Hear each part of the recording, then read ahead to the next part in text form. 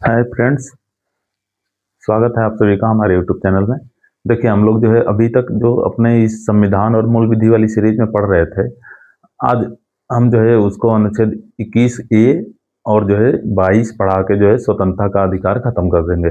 जैसे ही धीरे धीरे जो है ये फंडामेंटल राइट खत्म होगी और डीपीएसपी खत्म होगी, उसके बाद जो है क्रम पकड़ लेंगे हम लोग और जो है बहुत जल्दी से इसे जो है कवर हो जाएगी।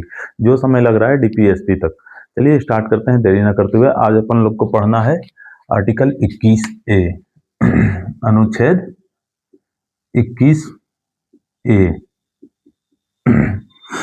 अनुच्छेद 21 ए पढ़ना है, आर्टिकल 21 ए।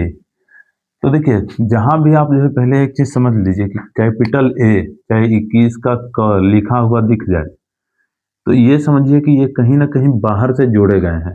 ये कहीं ना कहीं बाहर से जरूर जोड़े गए हैं। ठीक है, तो कहाँ से जोड़ा गया है ये? इसको जो है 86वां संविधान संशोधन 2002 द्वारा जोड़ा गया है। तो ये संशोधन बहुत इंपॉर्टेंट है, याद रखिएगा। अच्छा ये बात बताता क्या है?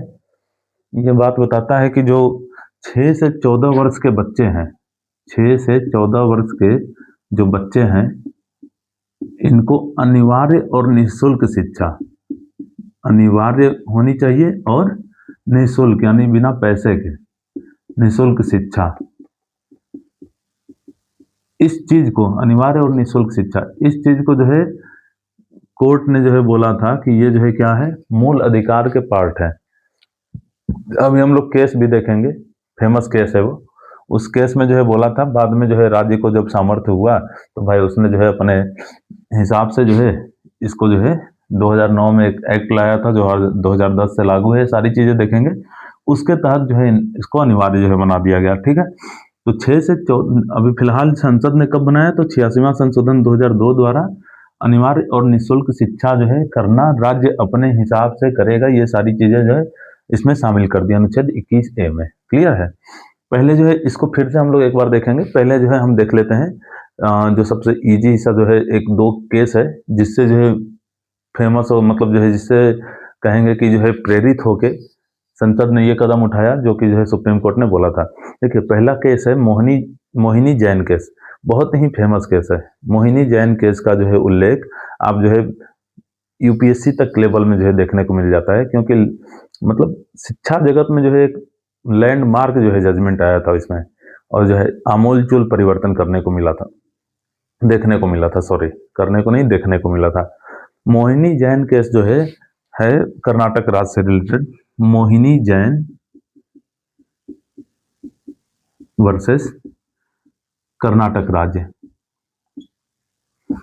मामला है 1992 का। ठीक है, एक्चुअली में हुआ क्या, इसी के बाद एक और केस है, उसको भी मिला जुला के पढ़ते हैं। 1993 उन्नी कृष्णन जेपी वर्सेस आंध्र प्रदेश राज्य। ये दोनों केस हम मिला के इसलिए पढ़ेंगे क्योंकि जो है थोड़ा सा इसकी जो है बातों को सुधारा गया था उन्नी कृष्णन में। पहले देखिए, मोहिनी जैन जो थी, उन्होंने जो है मतलब इस समय हुआ क्या था कि जो है एक जो है जो नहीं, हम लोग जो है बोलते हैं कि जो है डोनेशन जो है चलती है, तो उसी डोनेशन वाली सीन को इन्होंने लेके जो है कोर्ट में केस किया था कि भाई सीट बेच दिया जा रहा है इंजीनियरिंग कॉलेज का, मेडिकल कॉलेज का। सेम चीज को इन्होंने भी जो है कोर्ट में केस फाइल किया था। अब हुआ क्या था कि जो है उसी एक केस के अंतर्गत कई सारी जो है चीजें जो है शामिल हो जाती हैं। उसी में जो है मोहिनी जैन केस में जो है सुप्रीम कोर्ट ने क्या कहा कि ये जो शिक्षा का अधिकार है ना, सारे शिक्षा है जितने भी, एक हम लोग तो अभी देखते हैं जो है 6 से 14 वर्ष, वो जो है उसमें सारे शिक्षे को जो है मौलिक अधिकार बना दिया मोहिनी जैन केस से। शिक्षा का जितना भी शिक्षा के जो है पार्ट है ना, ग्रेजुएशन प्रोजेशन, सारे चीजें जो है आपका जो है मौलिक अधिकार शामिल कर दिया गया इसमें। ठीक है, और राज्य के कर्तव्य के ऊपर छोड़ दिया गया। ठीक, कोई संस्था जो है फिलहाल जो है कोर्ट ने नहीं बताया कोई संस्था कौन सी होनी चाहिए, या फिर एक संस्था जो है संसद अपना जो है बनाए इस पर निगरानी के लिए, ये सब चीजें नहीं, लेकिन जो है उसने बोल दिया कि ऐसा जो है चीजें हैं कि शिक्षा का जो अधिकार है वो मौलिक है। फिलहाल जो है बेस दोनों का यही था कि जो है क्या शिक्षा जो है मौलिक है या नहीं, मौलिक अधिकार है कि नहीं। तो मोहिनी जैन केस में माना कि जो है जितने भी शिक्षा हैं सारे जो है मौलिक अधिकार हैं। लेकिन उन्नी कृष्णन केस में क्या हुआ कि जो है 6 से 14 वर्ष के बच्चों को जो है शिक्षा जो प्रदान कराना चाहिए वो मौलिक अधिकार के अंतर्गत शामिल किया कोर्ट ने पहली बार। ठीक है, तो उन्नी कृष्णन केस से आया था 6 से 14 वर्ष वाला कॉन्सेप्ट, जबकि मोहिनी जैन में जो है क्या आया था, ऑल एजुकेशन, सारे जो शिक्षा के पार्ट हैं वो सब जो है मूल अधिकार शामिल है। ठीक है, इसमें क्या था 6 से 14 वर्ष। ठीक है, उन्नी कृष्णन में और क्या जो है अंतर देखने को मिला था। हालांकि आपके एग्जाम में मोहिनी जैन पूछा नहीं जाएगा, पूछ भी लिया तो जो है समझ लीजिएगा शिक्षा से रिलेटेड है मोहिनी जैन। उन्नी कृष्णन जो है ज्यादा इंपॉर्टेंट है। 6 से 14 वर्ष वाला जो व्यवस्था था वो उन्नी कृष्णन से आया था। अच्छा, उन्नी कृष्णन के जो है इसमें और क्या हुआ ये जो डोनेशन वाली चीजें चलती थी इसको समाप्त कर दिया गया। ठीक है, डोनेशन वाले को एक स्पेशली जो है नाम दिया जाता है। एक्चुअली में जो है मैं नाम बोल रहा हूँ, रुकिए जो है सर्च कर लेते हैं। डोनेशन वाले को एक स्पेशली नाम देते हैं, कैपिटेशन फी। कैपिटेशन फी,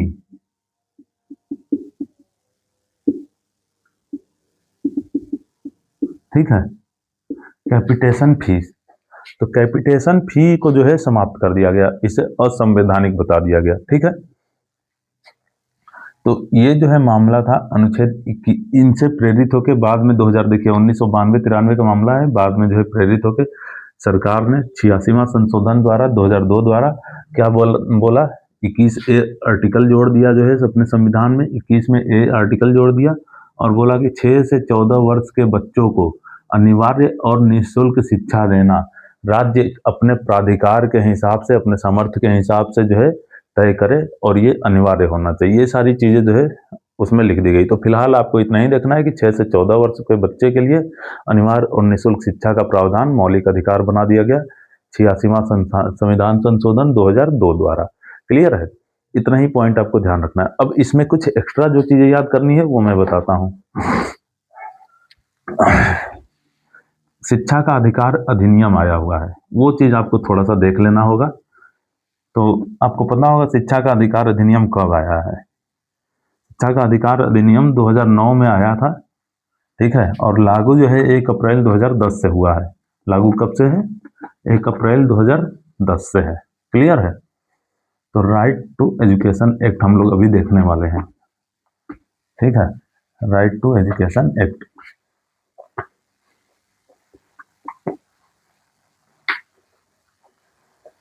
अच्छा, आगे से मैं क्या करूंगा ना, पॉज करके तब इसको इरेज करूंगा, इसमें टाइम बहुत किल हो जाता है। ठीक है, तो देखिए एक एक्ट है RTE act 2009, right to education act, शिक्षा का अधिकार अधिनियम एक्ट है 2009 का। लेकिन ये प्रभावी कब से हुए, इफेक्ट कब से है, लागू है ये 1 अप्रैल 2010 से। कब से? 1 अप्रैल 2010 से। क्लियर है। अब देखिए इससे एक चीजें और जो है कि RTE एक्ट किन पे लागू होता है किन पे नहीं। तो देखिए ये प्राइवेट और पब्लिक यानी गवर्नमेंट दोनों पे जो है विद्यालयों पे लागू होता है, लेकिन माइनॉरिटी पे लागू नहीं होता है।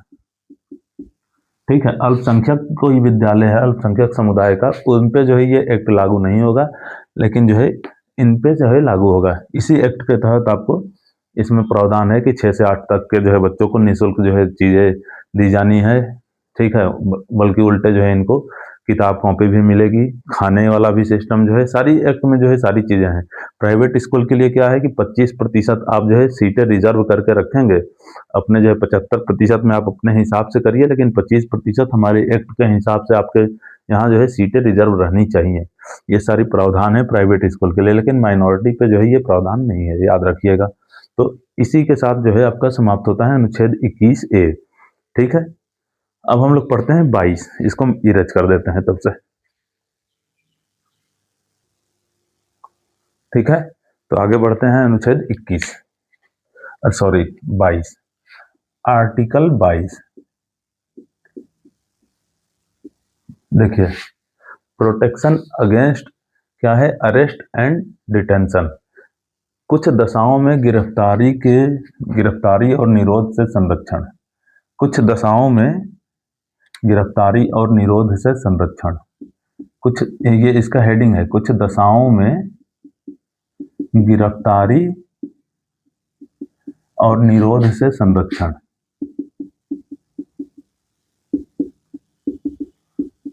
थोड़ा सा बस हेडिंग आपको जो है हमेशा समझना जरूरी हो जाता है, क्योंकि हेडिंग समझे रहेंगे तो आधा मैटर आपको खुद ही याद रहेगा।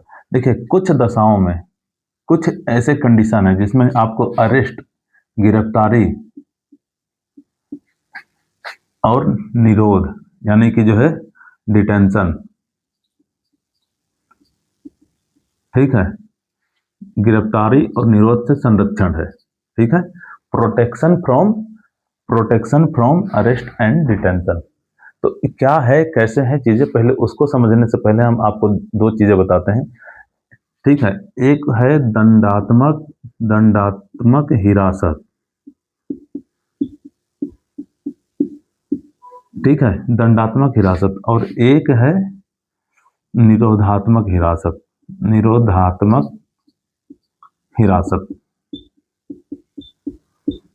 इसमें डिफरेंस समझ लीजिएगा, उसके बाद आपको जो है इसमें अंदर की बातें हम लोग बात करते हैं। देखिए, इसको बोलते हैं प्यूनिटिव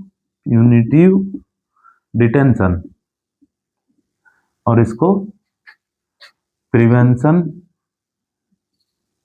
डिटेंशन, ठीक है। प्यूनिटिव और प्रिवेंटिव, इन दोनों में अंतर क्या है। दंडात्मक हिरासत का मतलब आपने जो है कोई क्राइम किया है, ठीक है, और ऑर्डिनरी जो है यानी साधारण नियम कानून के जो है तहत है, तो आपको हिरासत में लिया जाएगा।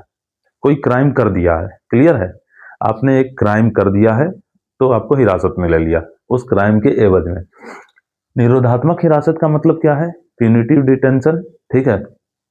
प्रिवेंशन डिटेंशन, प्यूनिटिव तो मैंने बता दिया, प्रिवेंशन डिटेंशन का मतलब क्या है। प्रिवेंटिव डिटेंशन का मतलब जो है सीधा सा ये है कि आपको जो है कोई भी क्राइम करने से पहले शक के आधार पे, ठीक है, शक के आधार पे डाउट होगा कि आपने कोई क्राइम करने वाले हैं आप, उस बेस पे आपको उठा के जो है बंद कर दिया जाएगा कहीं और, ठीक है, तो उसको बोलेंगे निरोधात्मक हिरासत। तो आपको जो है इसी से जो है मिला हुआ है गिरफ्तारी और निरोध से संरक्षण कुछ दशाओं में। आर्टिकल 22 जो है 21 का एकदम पूरक है।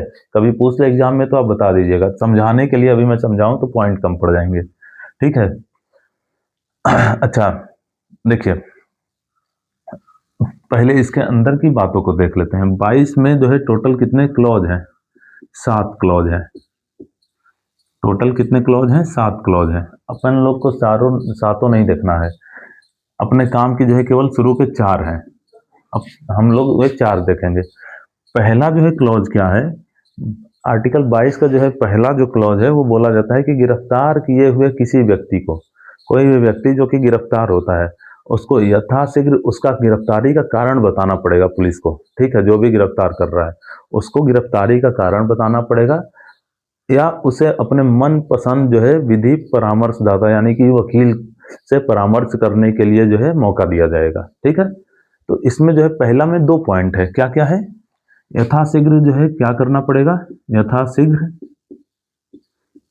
कारण बताना पड़ेगा किस चीज का, कि गिरफ्तार क्यों किया गया है। और क्या है इसमें, मनपसंद वकील रखने का अधिकार, मनपसंद वकील, विधि, ठीक है, परामर्शदाता, विधि व्यवसायी, तो उसको जो है नॉर्मल पढ़िए, मनपसंद वकील रखने का अधिकार। ये क्लॉज 1 है ये, कि भाई कोई व्यक्ति जो है पुलिस जाती है तो पहले उसको गिरफ्तार करती है, तो गिरफ्तार जो है व्यक्ति जो है उसके मन में जो है क्या है कि क्यों गिरफ्तार किया गया है। फिर अगला जो है पॉइंट होता है कि वकील से हम बात करेंगे। तो पहली पॉइंट यही है 22 का 1, क्लियर है इतनी बातें। इसमें आप जो है 21 में मैंने एक जो केस बताया था हुसैन आरा खातून, वो यहाँ भी अप्लाई कर सकते हैं, क्योंकि 21 और 22 दोनों से जुड़ा हुआ था। मनपसंद वकील जिसको रखने का मतलब जो है गरीब लोग हैं जो ठीक है, उनके पास जो है पैसा नहीं है, रुपए नहीं है, नहीं रख सकते, तो उनको जो हुसैन आरा खातून केस में क्या बोला गया था कि निःशुल्क विधिक सहायता जो है प्रोवाइड करवाएगी सरकार। ठीक है, अच्छा, पहला पॉइंट हो गया 22 का क्लॉज 1 हो गया। 22 का क्लॉज 2 क्या है? 22 का क्लॉज 2 कि गिरफ्तार किए हुए किसी व्यक्ति को 24 घंटे के अंदर, ठीक है, 24 घंटे के भीतर क्या करना पड़ेगा? उसको नजदीकी मजिस्ट्रेट के सामने पेश करना होगा। ठीक है, इस 24 घंटे में आने जाने और अन्य जो अनावश्यक समय है उसको छोड़ के, जैसे खाना पीना करना, ये सब। ठीक है, तो आने जाने ये सब जो है समय छोड़ के उसको 24 घंटे के भीतर कहाँ? नजदीकी मजिस्ट्रेट, ये चीज ध्यान रखिएगा, मजिस्ट्रेट केवल नहीं, नजदीकी मजिस्ट्रेट। तो 22 का 2 क्या है कि नजदीकी मजिस्ट्रेट के समक्ष इस व्यक्ति को जो कि गिरफ्तार हुआ है 24 घंटे के अंदर, 24 घंटे के अंदर पेश करना पड़ेगा। ठीक है, ये 2 पॉइंट है। गिरफ्तारी से हमें संरक्षण यही मिली है कि कोई भी व्यक्ति अगर गिरफ्तार हुआ है तो भाई उसको कारण जानने का अधिकार होगा, वकील रखने का अधिकार होगा, नजदीकी मजिस्ट्रेट के सामने 24 घंटे के अंदर पेश किया जाए। ये बात कई लोग को नहीं पता होगा कि अगर 24 घंटे के अंदर पेश नहीं कर पाती है पुलिस, ठीक है, किसी कारणों से दूसरे केस में उलझ के, चाहे ऐसे वैसे, तो उस व्यक्ति को उसको रिहा करना पड़ जाता है। ये जो है प्रावधान है अपने यहाँ कानून में, लेकिन बहुत लोग नहीं जानते हैं, नहीं फॉलो हो पाती है। ठीक है, अब जो है 22 का क्लॉज 3 जो है क्या कहता है कि ये जो है 22 का क्लॉज 3 इस 24 घंटे के अंदर वाली जो है मामला, अब ये 22 का 3 जो है एक अपवाद पे बात करता है। ठीक है, कि उसी व्यक्ति को जो है 24 घंटे के भीतर नहीं पेश किया जाएगा या फिर उसको जो है यथाशीघ्र कारण या मनपसंद वकील रखने का अधिकार नहीं मिलेगा। किस व्यक्ति को? तीसरा पॉइंट, क्लॉज 3 अपवाद है। ये अपवाद में किसके बारे में बात होता है? 2 लोगों के बारे में। एक तो शत्रु देश का कोई व्यक्ति हो, शत्रु देश, या फिर विदेशी व्यक्ति हो, वैसे शत्रु देश नहीं समझिए। ठीक है, और दूसरा जो निवारक निरोध कानून के अंतर्गत रखा हो, निवारक निरोध कानून के अंतर्गत जो है हिरासत में लिया गया हो। ठीक है, इन दोनों में से जो है अलावा तीसरा कोई भी जो है चीजें हो, उनको यह अधिकार शामिल है। लेकिन अगर शत्रु देश का कोई व्यक्ति हो या फिर ऐसा व्यक्ति जिसको जो है निवारक निरोध के तहत जो है कैद कर लिया गया हो, तो उसको ये जो है अधिकार नहीं मिलेंगे। क्लियर है? अब इरेज करते हैं, उसके बाद आगे बताते हैं। देखिए, वीडियो तो ऑलरेडी लंबा होते जा रही है, लेकिन जो है फिर भी थोड़ा सा जो है धैर्य रखेंगे आप। आर्टिकल 22 के जो है क्लॉज 1, 2 एंड 3 जो है मैंने आपको बता दिया है। आगे जो है देखिए, इसमें जो है 4 जो है बस हम लोग को पढ़ना है, उसके बाद जो है इसमें ज़्यादा कुछ है नहीं। 4 में क्या है कि किसी भी व्यक्ति को जो कि निवारक निरोध के कानून के तहत जो है गिरफ्तार कर लिया गया है, उसको आप कितने देर तक जो है कैद रख सकते हैं भाई? ये सब अधिकार कब तक उससे वंचित रख सकते हैं?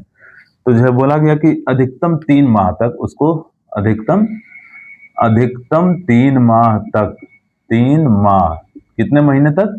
3 माह, ध्यान रखिएगा, 3 माह तक कैद किया जाएगा, कैद किया जाएगा। ठीक है, 1 मिनट, बहुत शोर हो रहा है। अधिकतम 3 माह तक उसको जो है कैद किया जाएगा। हाँ, 3 माह से ज्यादा कैद करना हो तो एक सलाहकार बोर्ड जो है, सलाहकार बोर्ड जो है गठित किया जाना चाहिए। ऐसा जो है प्रावधान है कि 3 माह से ज्यादा भी किसी को कैद किया जा सकता है, लेकिन एक सलाहकारी बोर्ड, कैसी सलाहकारी बोर्ड होगी? जिसमें जज लोग शामिल होंगे। ऐसी जो है एक सलाहकारी बोर्ड जो है गठित होगी, और वो जो है बोर्ड जो है फिर निर्धारित करेगी कि इनको 3 महीने से ज्यादा इस व्यक्ति को जो है अभी जो है डिटेन करके रखना है या नहीं रखना है। बाकी उसकी प्रोसीजर क्या होगी, क्या होगा जो है उसमें 3 महीने से ज्यादा का जो है पूरा प्रावधान क्या होगा, ये सब जो है क्लॉज 7 में बोला गया है। मैं मोटा मोटा ही बता दूं, क्लॉज 7 में बोला गया है कि ये सारी जो प्रावधान है ना, वो जो है कौन तय करेगा? संसद तय करेगी। ठीक है, जज जो है पॉइंट टू पॉइंट करने का, उनका प्रोसीजर फॉलो करने का। तो ये अपने काम की चीजें नहीं है, ये अंदर जो है लॉ की चीजें हो जाती हैं। ठीक है, अपने काम का जो है केवल यही 2 पॉइंट था। यथाशीघ्र कारण बताना पड़ेगा, मनपसंद वकील रखने का अधिकार मिल जाएगा, गिरफ्तार हुए व्यक्ति को नजदीकी मजिस्ट्रेट के सामने 24 घंटे के अंदर पेश किया जाएगा।